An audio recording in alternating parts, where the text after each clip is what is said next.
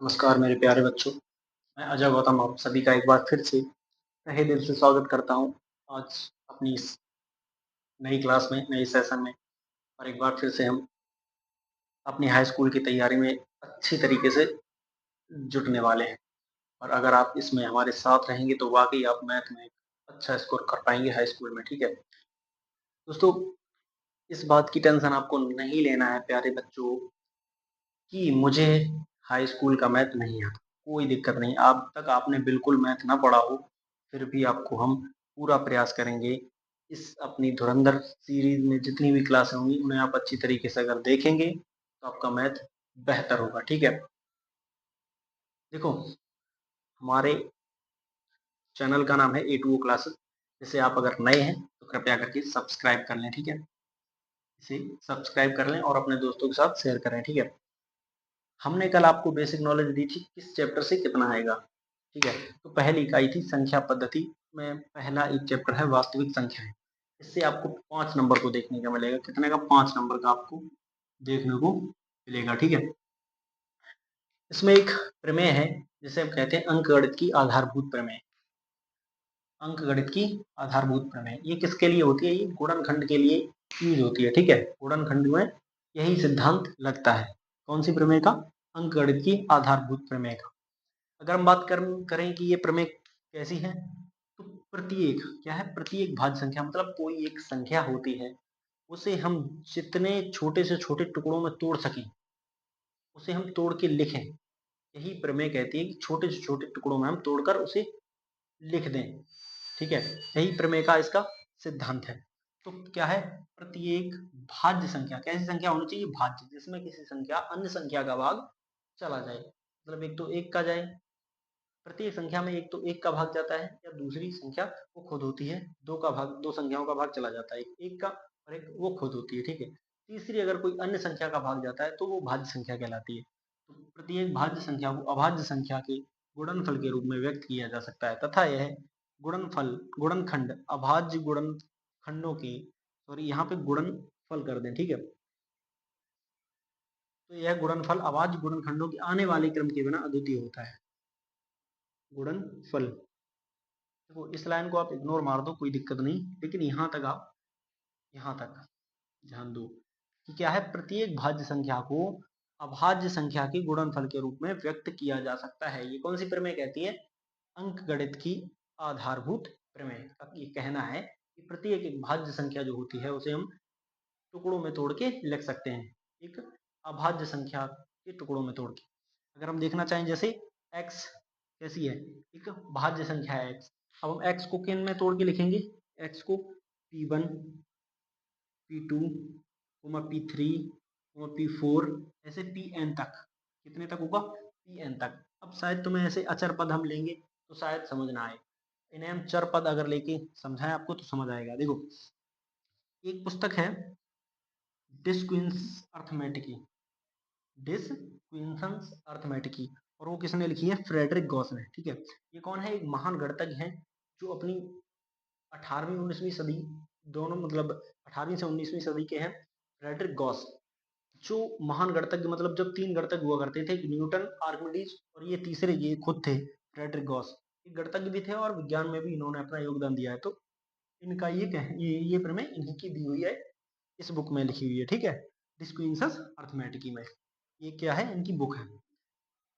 देखो, ये भले ही एग्जाम में नहीं आएंगे, लेकिन आपको पता होना चाहिए कि क्या क्या चीजें हैं। अगर आपको एक अच्छा मतलब छात्र बनना है तो उसके लिए जरूरी होती है। ये तो आधारभूत प्रमेय रही है। अब आपको अगर हम समझाएं, भाज्य संख्या हमने अचर ले ली इसमें, तो ठीक है, सॉरी इसमें चर पद हमने लिए है, ठीक है? अगर मान लो एक कोई संख्या है जैसे 20 है, ठीक है? हमने संख्या ली 20, ये भाज्य संख्या है। भाज्य कैसे है? इसमें एक तो एक का भाग चला जाएगा, ठीक है? 20 का भी चला जाएगा और 2 का भी जाएगा। 20 और 1 के अलावा अगर किसी का चला जाए तो भाज्य संख्या होगी, ठीक है? तो 2 का चला जाएगा, 4 का चला जाएगा, 5 का चला जाएगा, ठीक है? इन संख्याओं का चला जाएगा।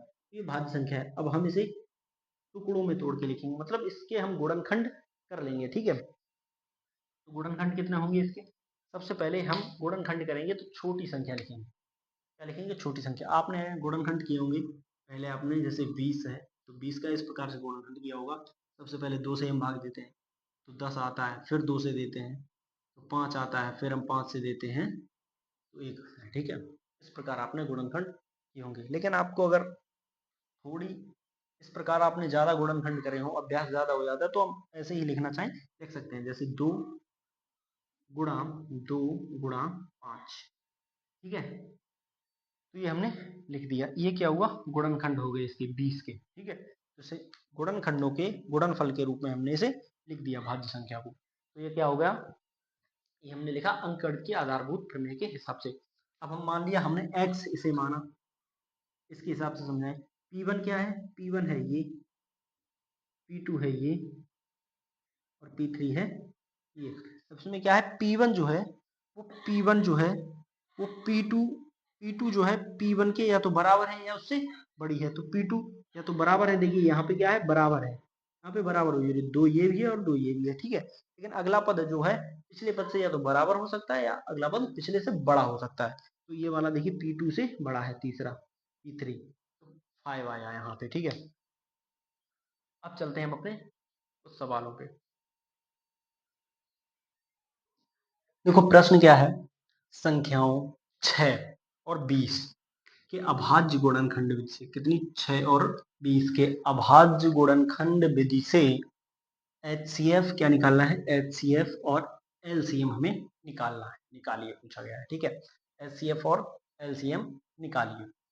अब कैसे हम निकालेंगे, HCF क्या होता है, LCM क्या होता है, तो हमें ये पता होना चाहिए। HCF का मतलब होता है हाईएस्ट कॉमन फैक्टर, मतलब हाईएस्ट कॉमन फैक्टर का मतलब होता है जो ज्यादा से ज्यादा उभयनिष्ठ हो, मतलब कॉमन हो संख्या। ठीक है, दोनों में हमें मिले, ऐसा गुणनखंड जो हमें दोनों संख्याओं में हमें उभयनिष्ठ मिले। मतलब ज्यादा से ज्यादा ऐसे गुणनखंड क्या होता है, ज्यादा से ज्यादा ऐसे गुणनखंड जो हमें दोनों संख्याओं में कॉमन मिले, उभयनिष्ठ मिले। ठीक है, एलसीएम क्या होता है, एलसीएम जो होता है दोनों संख्याओं का जिसमें भाग चला जाए, वह छोटी से छोटी संख्या जो दोनों संख्याओं का जिसमें भाग चला जाए। ठीक है, आइए हम समझते हैं। देखो एचसीएफ क्या होता है, अगर हम गणित की भाषा में समझें तो एचसीएफ होता है संख्याओं में प्रत्येक उभयनिष्ठ, उभयनिष्ठ की संख्या, उभयनिष्ठ अभाज्य गुणनखंड की सबसे छोटी घात का गुणनफल, सबसे छोटी घात का गुणनफल जो होता है वो होता है एचसीएफ। ठीक है, हाईएस्ट कॉमन फैक्टर। अब लोएस्ट कॉमन मल्टीपल क्या होता है, संख्याओं में संबद्ध प्रत्येक अभाज्य गुणनखंड की सबसे बड़ी घात का गुणनफल होता है। ठीक है, सबसे बड़ी घात का गुणनफल। अगर हम निकालें इन्हें सरल में, देखो कैसे निकाल सकते हैं। अब मान लो 6 है, 6 का हम सबसे पहले क्या करेंगे, गुणनखंड करेंगे। 6 का कर लेंगे और 20 का कर लेंगे। 6 का करेंगे गुणनखंड, गुणनखंड कितना आएगा, 2 इंटू 3, 2 इंटू 3, और इन पे घात एक एक आएगी, क्योंकि 2 गुणा 3 बराबर 6 आएगा, इसलिए घात भी इन पे एक एक लगेगी। जिस पे बिल्कुल घात नहीं होती उस पे क्या होता है, एक घात होती है उस संख्या की। दूसरी कितनी है, 20, तो उस पे 2 गुणा 2 गुणा 5 क्या होगा, 2 गुणा 2 गुणा 5, मतलब 2 दूनी 4 पंजे 20 हो जाएगा। ठीक है, अब हम इन दोनों को अगर इकट्ठा लिखना चाहें, मतलब यहाँ पे 2 लिखा है, यहाँ पे 2 लिखा है, दोनों को हम इकट्ठा कर लें, मतलब आधार दोनों जगह समान है, और तो क्या होगी, इसकी घातें जुड़ जाएंगी। अब इसकी भी घात 1 है और इसकी भी घात 1 है और इसकी भी घात 1 है। ठीक है, हमने जिनकी आधार समान है उनकी हम घातें जोड़ देंगे और एक जगह लिख देंगे। ठीक है, तो इसे हम ऐसे न लिख के क्या कर देंगे, 2 गुणा 2 था तो 2 की घात हमने 2 कर दी, गुणा 5 की घात 1 कर दी। ठीक है, अब हम निकालेंगे इसका HCF। सबसे पहले अगर हम HCF निकालने की बात करें तो HCF क्या होगा, जो हाईएस्ट कॉमन फैक्टर है, क्या है, हाईएस्ट कॉमन फैक्टर मतलब बड़ा से बड़ा, बड़ी से बड़ी वह संख्या जो दोनों में कॉमन है। ठीक है, तो क्या है इसमें, यहाँ 2 की घात 1 है, यहाँ पे 2 की घात 2 है, यहाँ पे 3 की घात 1 है, यहाँ पे 3 की घात मतलब 5 की घात 1 है। अब इनमें कॉमन क्या है, कॉमन केवल हमें एक संख्या दिख रही है, 2। ठीक है, कितनी संख्या दिख रही है, 2, तो हमने 2 तो लिख दी यहाँ पे। ठीक है, 2 हमें कॉमन दिख रही है, 2 हमें दिख रही, लेकिन घातों का अब हम क्या करें, घातें भी तो लगी हैं, इस पे 1 लगी है और इस पे 2 लगी हुई है, तो हमें छोटी घात लिखनी है। HCF में सबसे पहले देखना है कॉमन क्या है, दूसरी बात घात वो लिखनी है जो छोटी हो। तो घात छोटी कौन सी है, एक घात है, ऊपर वाली घात एक हम लिख देंगे। तो ये क्या हुआ, ये आ गया हमारा HCF। ठीक है, उम्मीद करता हूँ अब आपको HCF समझ आ गया होगा। मतलब सबसे पहले वो संख्याएं हम देखें जो कॉमन है। तो इसमें दो कॉमन था दोनों जगह, यहाँ पर भी दो था और यहाँ पर भी दो था, हमने दो लिख दिया। अब इनमें दोनों में, इन दोनों दो में छोटी घात किस पे है वो हमें यहाँ पे लिखनी है बस, और सॉल्व हो जाएगा हमारा क्वेश्चन। अब हम एलसीएम की बात करें, क्या एलसीएम, तो एलसीएम हम कैसे निकालेंगे, देखो सबसे पहले हम क्या देखेंगे, जो कॉमन है उन्हें हम लिख लेंगे। ठीक है, क्या करेंगे हम, जो कॉमन है हम उन्हें लिख लेंगे। तो जो कॉमन है, कॉमन क्या है, दो है, तो हमने दो को लिख लिया। दो कॉमन है, दो की घात कितनी है, तो इसमें हम ज्यादा घाते लिखेंगे, इसमें हम कम घाते लिख रहे थे। इसमें कॉमन है वो देख रहे थे और कम घाते लिख रहे थे। इसमें क्या हम लिखेंगे, जो कॉमन है उन्हें प्लस जो कॉमन नहीं है उन्हें भी। तीन भी कॉमन नहीं है और पांच भी कॉमन नहीं, इन्हें भी हम लिख लेंगे। ठीक है, अब दो की घात बड़ी क्या है, यहाँ पे दो है, तो दो की घात दो लगाएंगे इस पे। ठीक है, क्योंकि बड़ी है, हमें एलसीएम में क्या देखना होता है, बड़ा, ध्यान रखना। एलसीएम लोएस्ट कॉमन फैक्टर है, सॉरी लोएस्ट कॉमन मल्टीपल है, मल्टीपल है, लोएस्ट है तो छोटा है, जितना लघुत्तम समावर्तक है। तो इसमें हमें क्या करना होता है, बड़ी संख्याएं निकालनी होती है। तो बड़ी संख्या के लिए घात हमें बड़ी चाहिए, तो बड़ी घात यहाँ पे है, तो दो हमने घात यहाँ पे लगा दी। अब तीन की घात बड़ी एक ही है तो एक लगाएंगे, और पांच की घात एक है तो एक लगाएंगे। तो इसका एलसीएम कितना निकल के आएगा, दो दूनी चार, यहाँ पे दो का स्क्वायर को हम क्या लिखेंगे, चार गुणा तीन गुणा पाँच, चार तिया बारह, बारह पंजे साठ, एलसीएम क्या निकला, साठ निकला। ठीक है, और एचसीएफ क्या निकला, दो, क्या निकला, दो। ठीक है, ये निकला आंसर हमारा। ऐसे भी जितने सवाल हैं उम्मीद करता हूँ अब आप समझ गए होंगे और आगे खुद कर लेंगे। ठीक है, अब हम चलते हैं ऐसे ही एक अगले सवाल पर, जो आपको सबसे पहले बताना है, फिर हम आपको कराएंगे। देखो अगला प्रश्न क्या है, 96 और 404, 96 एंड 404 का अभाज्य गुणनखंड विधि से HCF और LCM निकालिए। फिर वही हमें निकालना है HCF और LCM। आज हम आपको ये दो तीन सवाल कराएंगे, इनमें आपका HCF और LCM का बिल्कुल झंझट खत्म हो जाएगा। और ध्यान रखिए, इनसे एक प्रश्न आपको जरूर जरूर एग्जाम में देखने को मिलेगा, 2 से 3 नंबर का। ठीक है, इसकी आप टेंशन मत लीजिए, मतलब बिल्कुल हमारी एक भी क्लास होगी एग्जाम ओरिएंटेड में आपको पढ़ाऊंगा, और बिल्कुल आपको समझ आएगा, इस तरीके से पढ़ाऊंगा। ठीक है, तो इसका अगर हम HCF की बात करें, फिर वही हमें क्या निकालना होगा, सबसे पहले गुणनखंड। तो 96 और 404, इनका हमें क्या निकालना होगा, गुणनखंड निकालने होंगे। ठीक है, तो अगर हम 96 की बात करें तो इसका कैसे निकलेगा, इसका निकलेगा दो, अगर हम दो से काटेंगे तो 48 गुणा, फिर दो से हम काटेंगे तो कितना आएगा, 24, और कितना होगा 96, तो दो से कटेगा,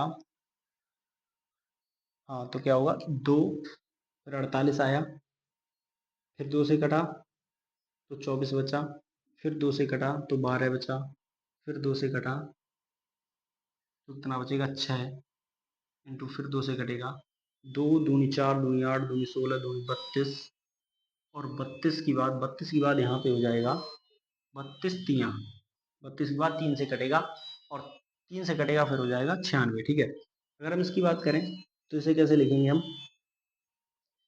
दो, अगर हम देखो सीधा सीधा लिखें तो इसमें हम सबसे पहले अभाज्य संख्या निकाल लें। अभाज्य संख्या कितनी है, 101 इंटू चार। ठीक है, इसे हम छोटा लिखेंगे तो दो इंटू दो इंटू 101। ठीक है, इस प्रकार से हम लिख लेंगे।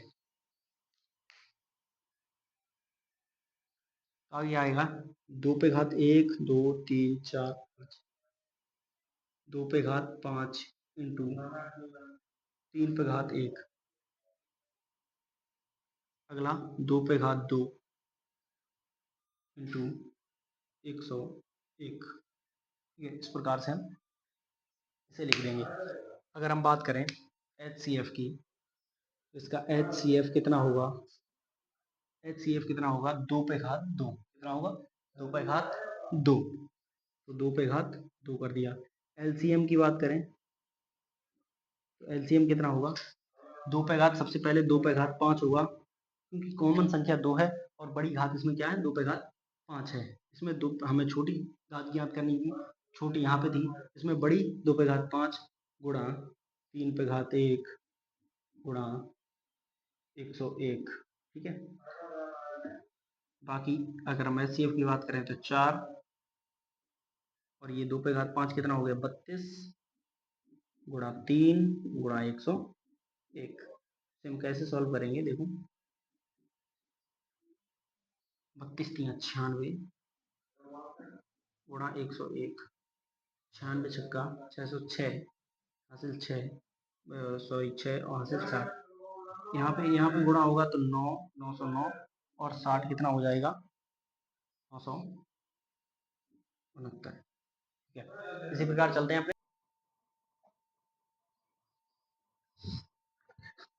देखो अगला प्रश्न क्या है? संख्या 4n पर विचार कीजिए, ठीक है।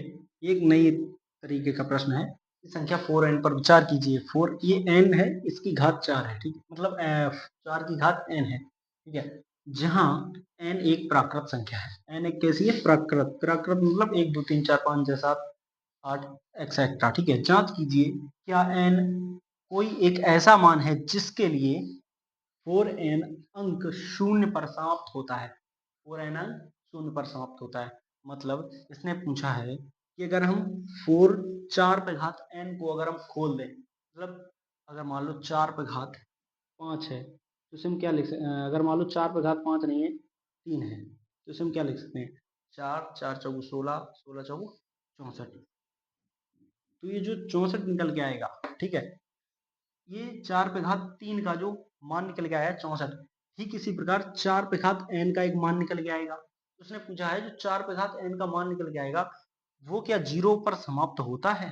ये इसने पूछा है, जांच कीजिए इसकी, ठीक है। तो हमें सही पता लगाना है कि 0 पर, मतलब इसका हम एक एग्जैक्ट मान तो निकाल नहीं सकते, ठीक है, क्योंकि अलग अलग संख्याएं रखेंगे तो अलग अलग मान निकलेगा। तो इसलिए हम ये बताएंगे कि 4 पे घात n जो संख्या निकलेगी वो 0 पर समाप्त होगी या नहीं होगी, हमें ये बताना है बस।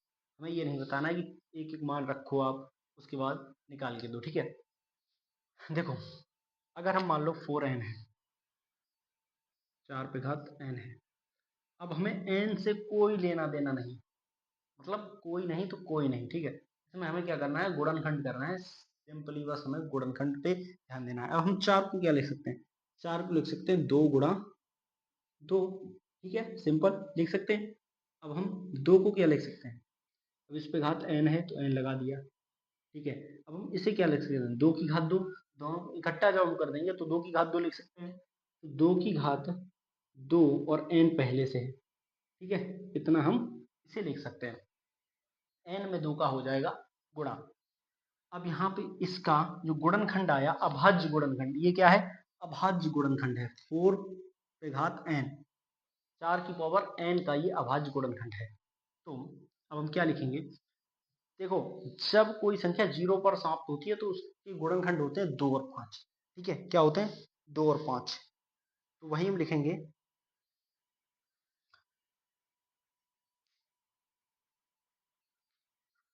2 और 5 होते हैं, तो उन्हीं को हम यहाँ पे लिख देंगे, ठीक है। अब यहाँ पे इसका गुणनखंड क्या है? अभाज्य गुणनखंड 2n है। अभाज्य गुणनखंड कितना है? 2 पे घात 2n। जबकि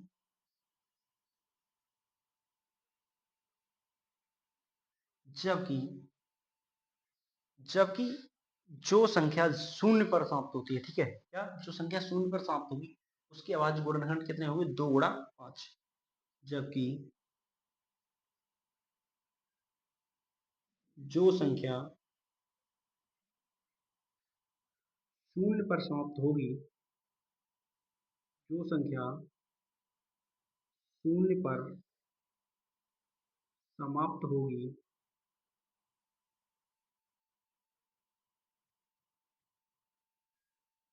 जो संख्या शून्य पर समाप्त होगी उसके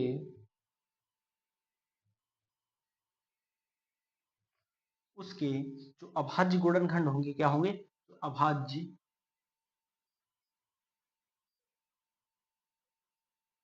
क्या होंगे, अभाज्य मेरे भाई क्या होंगे, अभाज्य गुणनखंड, अभाज्य गुणनखंड कितने होंगे प्यारे बच्चों, 2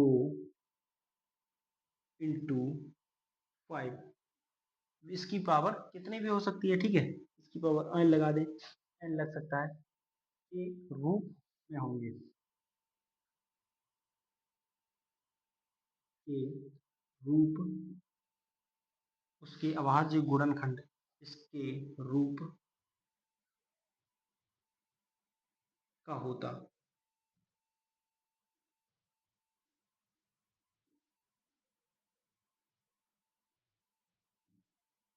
ठीक है, इसके रूप का होता 2 गुणा 5 पे घात n के रूप का होता।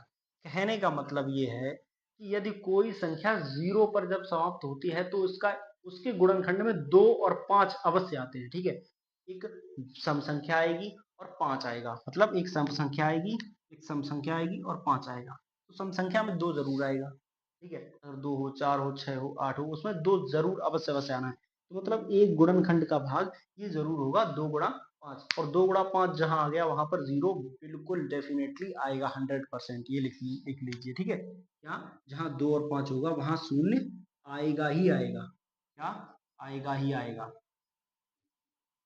100%, ठीक है, ये बात ध्यान रखना, जहां 2 और 5 हुआ होगा वहां 0 मेरे प्यारे बच्चों जरूर आएगा, ठीक है, तो यहाँ पर 2 और 5 नहीं होगा, क्योंकि यहाँ पे अभाज्य गुणनखंड कितना है, 2 है, अभाज्य गुणनखंड कितना है, 2 गुणा 2, तो यहाँ पे 2 ही अभाज्य गुणनखंड है, तो यहाँ पे 0 आने की संभावना खत्म, अतः अतः यहाँ पे लिख देंगे नीचे, अतः यह संख्या 0 पर समाप्त नहीं होगी, अतः यह संख्या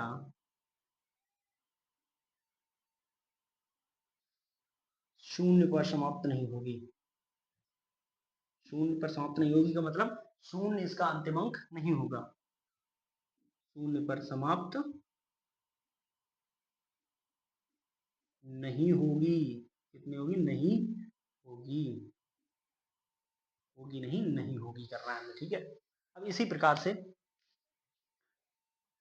कोई ऐसा सवाल एक एक्सरसाइज में है 6, मतलब 6 पे पावर n, तो वो भी आपको करना पड़ेगा, ठीक है, इसी तरीके से आपको बिल्कुल बेसिक तरीके से करना है, अगर आपको ये समझ आ गया तो कमेंट करके बताएं कि आपको कैसा ये सवाल समझ आया, ठीक है, अब इसके बाद हम आपको एक सवाल देंगे, वो आपको करना है होमवर्क में, ठीक है,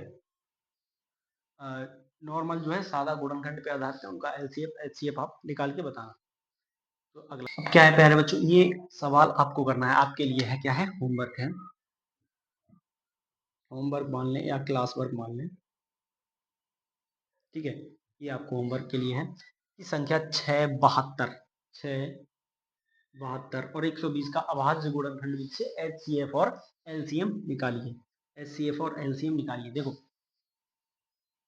ये आपको बेहतर ढंग से समझ आ गया होगा मुझे पता है, अगर नहीं आया तो कमेंट करके बताइए, और दोबारा समझने के लिए आप कमेंट करिए, ताकि हम दूसरी तरीके से, अगर आपको समझ नहीं आया तो एक अलग से वीडियो बनाएं एस सी एफ या गुणनखंड करने के लिए, एस सी एफ एलसीएम लेने के लिए एक अच्छी तरीके से और हम बता सके, अगर आपको नहीं आया, बाकी हमने वैसे तो ढंग से समझा दिया है बिल्कुल, ठीक है, इतने में आपको समझ आ जाना चाहिए, नहीं आया तो आप कमेंट कीजिए, ठीक है, और ये सवाल इसका आप आंसर कमेंट बॉक्स में नीचे दीजिए, ठीक है, बाकी आपने अगर सब्सक्राइब नहीं किया है तो हमारे चैनल को सब्सक्राइब कर लीजिए और इसे शेयर कीजिए अपने दोस्तों के साथ, और लाइक कीजिए, कमेंट कीजिए, और देखिए एक चीज़ हम आपको जाते जाते एक और बताना चाहते हैं कि दो संख्याएं, कोई दो संख्या है, उनका जो गुणनफल होगा, कोई दो संख्या है उनका जो गुणनफल होगा वो उनके एच सी एफ और एलसीएम के गुणनफल के बराबर होता है, ठीक है, क्या होता है, कोई दो संख्याएं हैं, जैसे ये संख्या 2 पर ही लागू होगा, ठीक है, जैसे दो संख्याओं का गुणनफल, दो संख्याओं का, दो संख्याओं का गुणनफल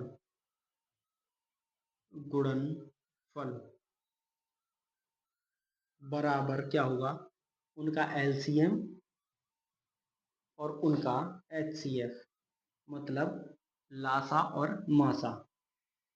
ठीक है, एचसीएफ का मतलब होता है मासा, एलसीएम का मतलब होता है लासा, लघुत्तम समापवर्ग।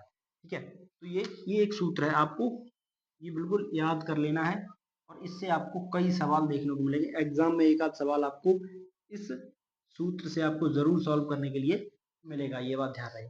और ये हमने एग्जाम्पल करा है, ये चौथा एग्जाम्पल है आपकी किताब का। ठीक है, इसे आपको करके लाना है और कमेंट बॉक्स में बताना है।